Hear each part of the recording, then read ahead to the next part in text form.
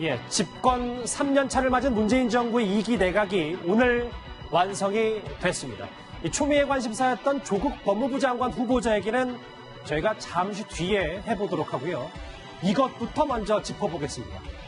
말도 많고 탈도 많았던 외교 안보 라인의 문책은 없었습니다.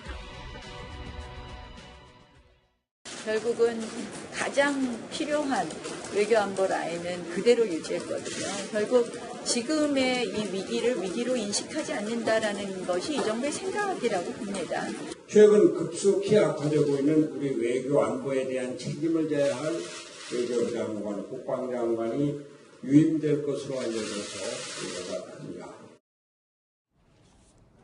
조국 전속 얘기는, 조국 후보자 얘기는 잠시 뒤에 저희가 준비를 해놨습니다. 그 전에 강경화 외교부 장관과 정경도 국방장관은 제자를 지켰다. 이렇게 여러 구설과 말도 많고 탈도 많았는데, 구장차장 일단 외교안보 라인의 교체가 이번에는 없었던 겁니까?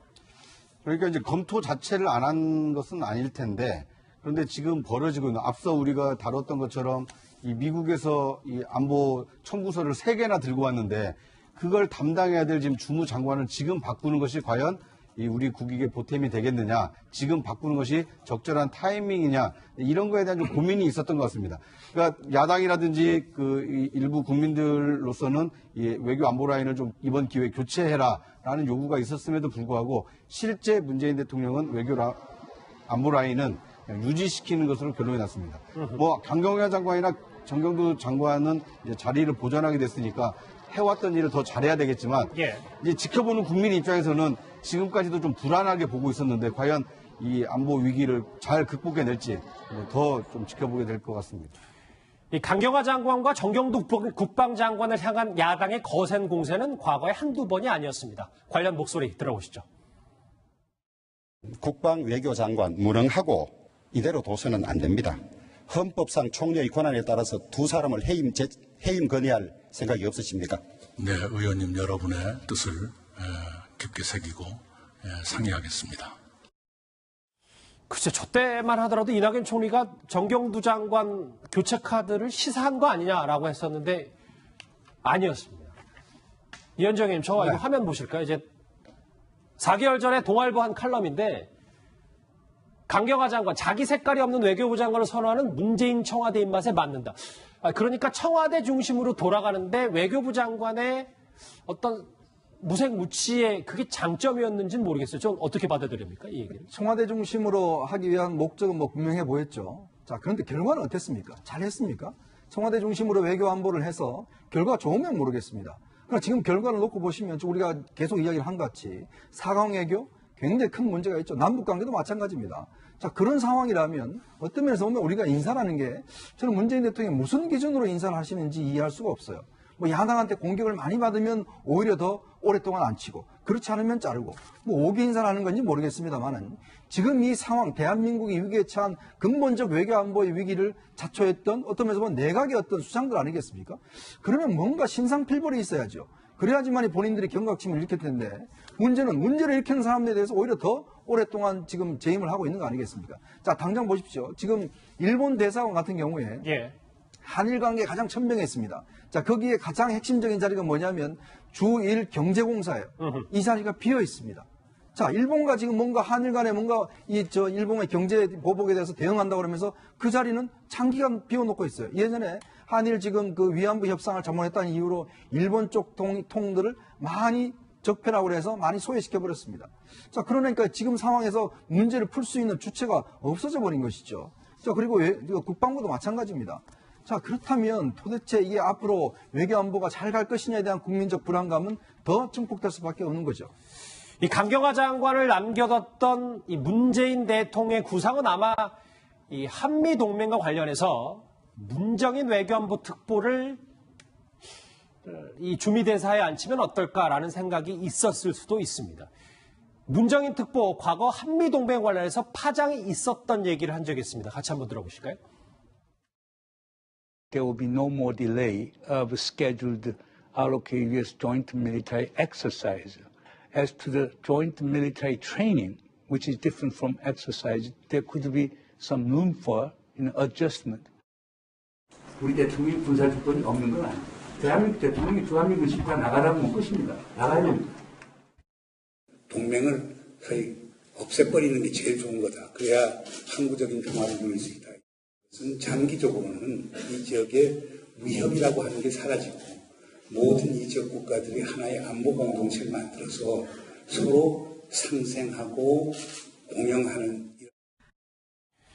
강경화 장관은 유임시키고 그리고 대미 외교의 색깔을 문정인 외교안보 특보로 주미대사 임명으로 좀 바꿔보려고 했던 게 문재인 대통령의 구상이 아닌가라는 생각도 들었는데 일단 그건 물 건너갔습니다. 그런데 윤정호 씨님 저하고 같이 오늘 한 매일경제 칼럼을 보니까 미국에서 아마 한미동맹을 없애는 것이 베스트라고 말한 사람이 주미대사로 온다는 사실을 놓고 미국이 이런저런 검토를 하지 않았겠는가.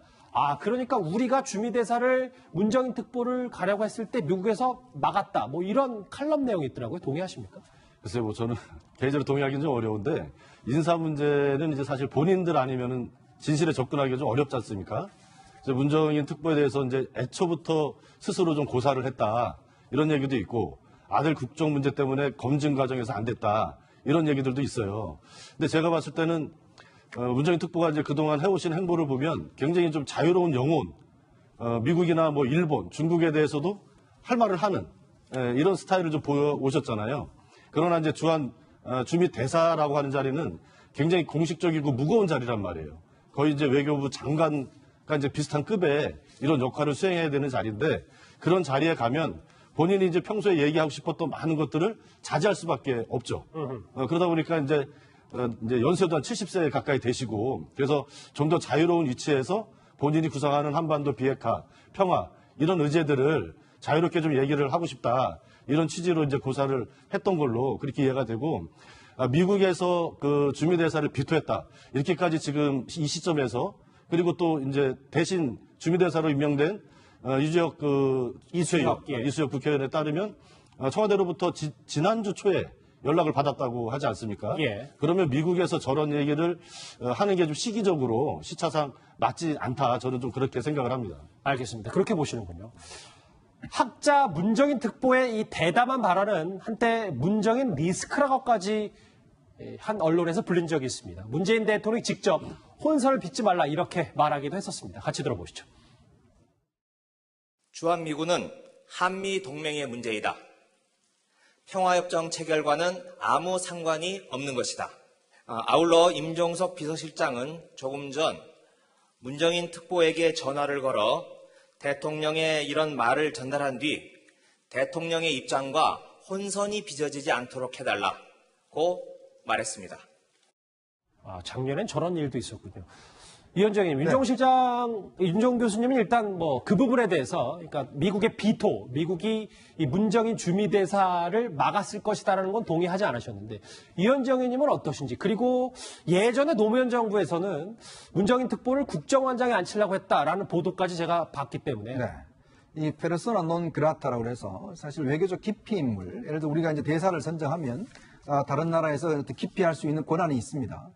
근데 이제 어떤 면에서 보면 대사를 누구로 선택하느냐가 보면 그 나라의 관계를 어떻게 가져가겠다는 하나의 메시지가 돼요.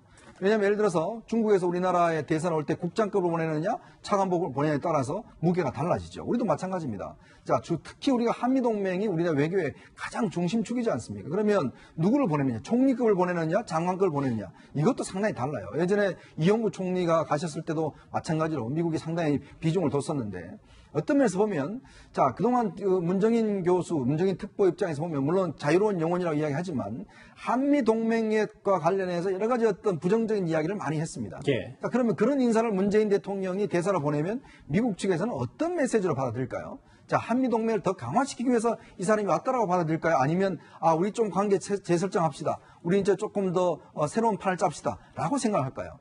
그리고 제가 만나본 미국 관계자들 이야기 들어보면 문정인 교수에 대한 어떤 비토 정서가 충분히 있는 게 사실입니다. 이제 그런 면에 비춰봤을 때 알겠습니다. 아마 이런 사정들이 아마 고려됐지 않나 싶습니다. 노무현 정부 때 이제 문정인 특보가 그때 국정원장 후보로 막 거론됐었지 않습니까? 문정인 씨는 아주 한 25년 전부터 국가정보학회를 만들어가지고 회장을 하면서 국정원장이 되고 싶어서 굉장히 많은 준비를 했었어요. 예. 근데 실제로 이제 거론 딱 되니까 할 수가 없는 겁니다. 왜냐하면 아들 문제라든가 아들이 이제 미국 국적이고 본인과 부인이 그 당시에는 이제 그 영주권자였습니다. 그렇기 때문에 아마 스스로 물러난 것 같고, 예. 물론 뭐 여러 가지 소문이 있었습니다. 이슬람교와 관계가 있다. 그다음에 친중동적이다. 그래서 미국 대사가 되긴 부족하다 이런 얘기가 있는데 알겠습니다. 실제로는 바로 아들 국적 문제가 가장 컸다고 생각이 됩니다. 말도 많았고 탈도 많았던 이 문재인 정부의 외교안보 라인 문책은 없었다는 얘기 2위로 정리를 해봤습니다.